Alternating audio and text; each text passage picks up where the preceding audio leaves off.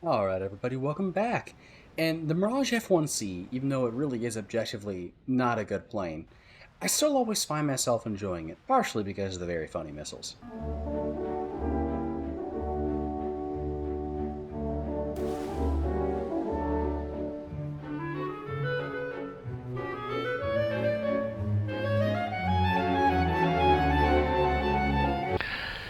The missile knows where it is at all times.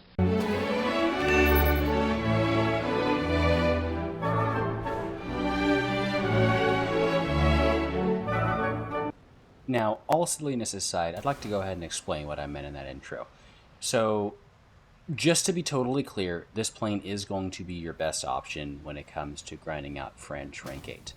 That does not necessarily mean that it is a good option, but it is better than the Vautour, it is better than the Milan, especially the Milan. That thing gets absolutely bullied because of the lack of flares. But you're stuck in a difficult position because this plane relies on your enemies being incompetent, just like this F4S player in front of me right here. The main problem with this plane is that your radar missiles, like the one I just used right there on him, that massive chonker, are pulse. For those of y'all who don't know what a pulse radar missile is, essentially that means that instead of using CW guidance like a Sparrow and being able to track off the speed difference of an aircraft, it essentially is just looking for the biggest radar contact in his area. The problem is that's usually chaff. Now, if you get people like this MiG-29 in front of me right here that don't use countermeasures at all, it works totally fine. You don't really have to worry about it. They are decent missiles, and one of the nice things about pulse missiles is that they're very resistant to notching. So you're most of the time, if you have them locked up and they aren't chaffing, is going to hit them. I have some examples right here. People that just fly straight, don't pop chaff, and let me kill them. The problem is, most people are going to be smart enough to bring a load of chaff along with them. And the moment they drop their chaff, this missile is going to miss. And especially if you're trying to take a joust with someone, like an F4S with a name 7, theirs is not going to do so. You're actually going to have to notch, you're going to have to evade. Here's a prime case of a MiG-23 right here who just pops a single thing of chaff. You can see the little cloud right there, and it just misses. Even though my radar is locked onto him, which it does have MTI, it is still going to go for the chaff either way, purely because the missile doesn't care what your radar is locked onto. It cares what the missile can see. Now, this is why I recommend running the missiles that I'm running in a little clip that I was playing at the beginning. Funny.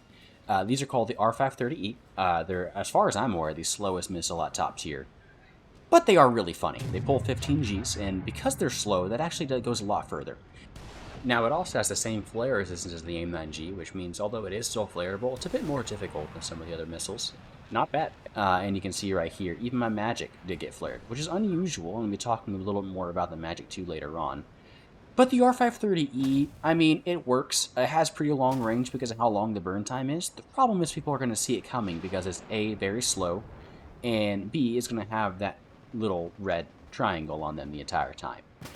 But if you don't mind that, I would recommend running it, and it's still stealthier than the RWR warning that the R530F gives you, and sometimes you might get lucky to ignore their flares. You're definitely going to get more kills with them, so I would personally recommend running them. For the guns, this thing does get the deaths, which are honestly, after Real Shatter, they're some of the better guns. They actually still do pretty reliable damage.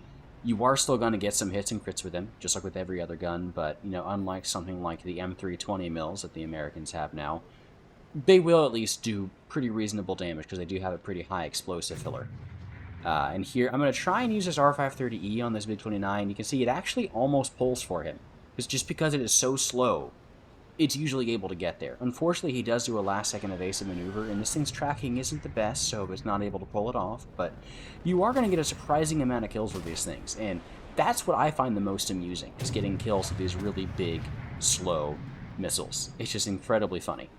Now, the flight performance of this plane used to be absolutely atrocious. Like, it would lose against like an F4C. It's a lot better now. I would actually feel comfortable taking this thing out of dogfight against a Phantom, honestly, at this point. The problem is it's at 11.3, so almost every game we're going to be fighting F-16s, MiG-29s, and you're just not able to compete with them, unfortunately. An F-4J, totally now, after the flight model changes this had, so at least now you won't get embarrassed in a dogfight by any of the other hard-wing Phantoms. You know, it's pretty embarrassing if an F4EJ is able to beat you, which is honestly, I would have felt like before the flat model changes, this thing probably would have lost in a dogfight to an F4EJ. Now, to be fair, all of the Gen 3s basically are going to have a hard time with the MiG-29 and the F-16. Only specific planes like the J-7E, for example, hold even a candle to them in a dogfight, and those come from much later on. So it's not really fair, but it is something to consider because, unfortunately, the way battle ratings work, 11.3 gets echoed to 12.0 constantly, which is why I brought it up. Of course, if your longer range iron missiles are easily flared and your radar missiles are easily chaffed, what's your solution? Well, of course, either you're going to want to gun them down, which this plane isn't really that capable of in a dogfight against most of the Gen 4s, or you're going to use your Magic 2s in this case, which are your short range missiles. These missiles are pretty good. They're one of the better ones in the game. Personally, the big issue I have with them is their lackluster range. So you do have to take into consideration. Especially after the drag changes, these got hit pretty hard. But when you run into an F-16, just like I do right here, it's going to be your best bet. If you get within roughly 2 kilometers or so, a lot of the time you'll be able to make it, and their flare resistance is very good. Now, if you check the files, I don't know how many of y'all can do that, the Magic 2 actually has the same flare resistance as the AIM-9L used to have. So for those of y'all who were around, the AIM-9L used to have absolutely nuts flare resistance. You'd be sitting there, your engine almost off sometimes, and you wouldn't be able to flare it. Now, it has been toned down a bit. They've done something to flares to buff them. I'm not 100% sure. I didn't, my friend that does this stuff didn't see any changes in the files, but it is usually much easier to flare missiles now. But they never changed the flare resistance in the Magic 2. They did for the AIM-9L. So now this missile is technically the most flare resistant missile in the game. When it comes to the short range stuff, the R27T I think is technically still more flare resistant, stuff like the Stingers, all that. But out of AIM-9L, R60M, everything else, your Magic 2 is going to be your best bet, and you're really going to need it. So you want to make sure you get within range to fire these, because as long as you do so, you're going to have some pretty consistent results with this missile. I'm going to show off a little bit of flare resistance later on. It pulls 35 Gs. The only issue is that range. If this had longer range, I would absolutely adore it. But you can see right here, I just fire it off. In this case, the F-16 didn't actually flare it. But if he had, at that range, I highly doubt he would have been able to try and flare it. So I got some more prime examples right here. This thing is the only saving grace of the plane, to be honest with you. And you're going to get a lot of kills. Just like this right here. I got an F-14 and a MiG-29 in front of me. It ignores the flares that he dropped before I fired it and still hits the F-14, which is pretty amusing. In this case, it's actually going to switch targets to the F4S, kill him as he tries to flare it because he wasn't expecting it, and then it's going to ignore the flares on the F-1680F. Now, these are very good missiles, but personally, I still enjoy the Matra more.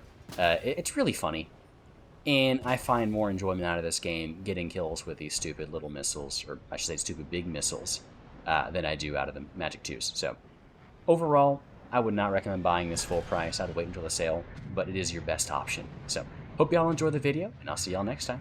So, peace, y'all.